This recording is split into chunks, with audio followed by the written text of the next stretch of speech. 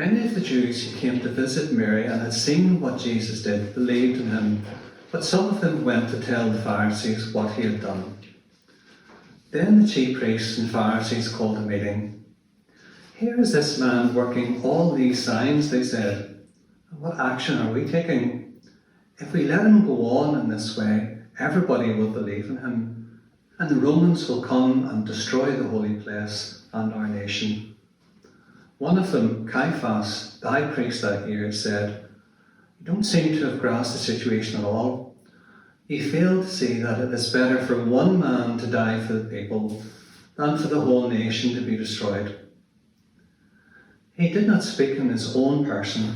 It was as high priest that he made this prophecy, that Jesus was to die for the nation. And not for the nation only, but to gather together in unity the scattered children of God. From that day they were determined to kill him. So Jesus no longer went about openly among the Jews, but left the district for a town called Ephraim, in the country bordering on the desert, and stayed there with his disciples. The Jewish Passover drew near, and many of the country people who had gone up to Jerusalem to purify themselves looked out for Jesus, saying to one another as they stood about in the temple, "What do you think? Will he come to the festival or not?" Jesus was disturbing the status quo just by being true to his deepest calling from God. He came to bring God's life to the world.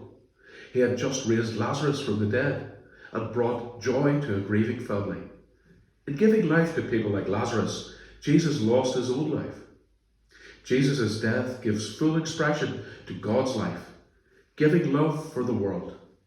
God's love for you and I poured out from the broken body of Jesus on the cross.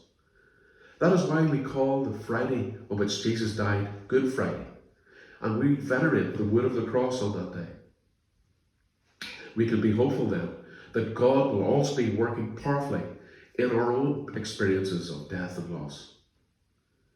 And he will reveal his loving presence to us in a variety of ways.